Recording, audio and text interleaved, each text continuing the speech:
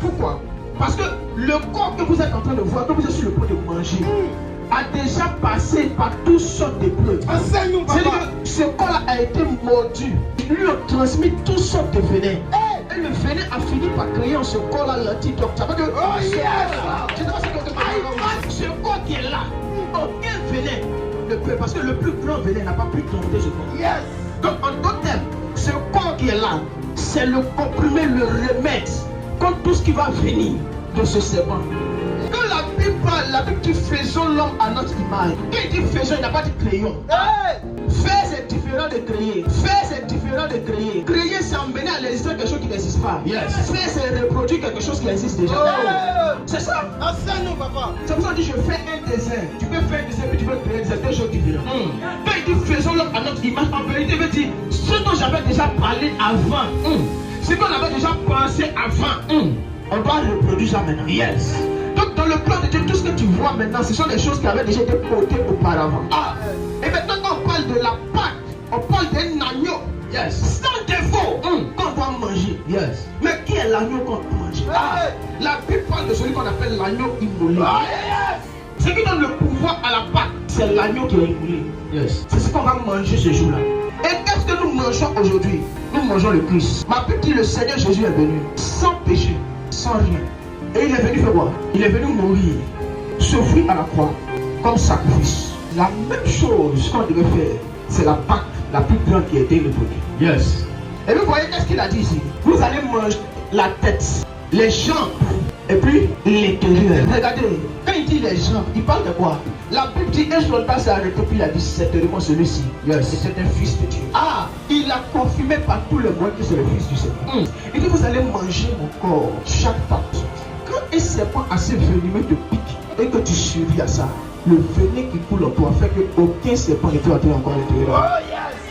C'est que tout venin, même quand ça rentre dans ton corps, ça n'a plus de pouvoir.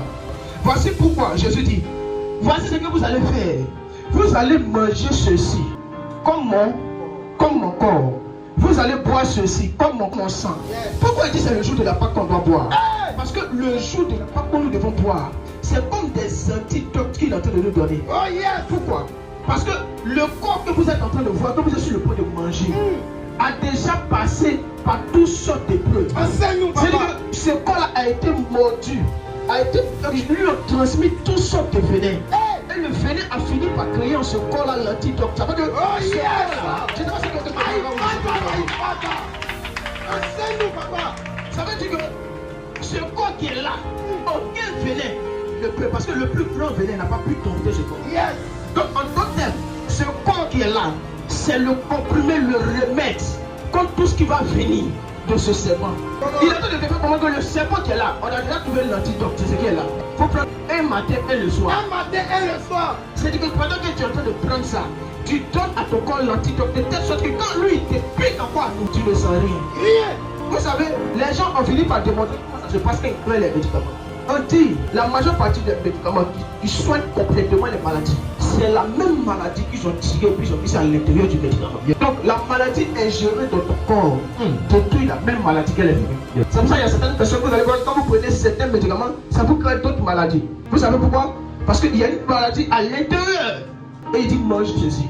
Donc pendant que tu es en train de manger la Sainte Seine, en vérité, tu es en train de prendre un remède contre tous sortes de péchés que tu as commis. Le péché a été injecté en lui.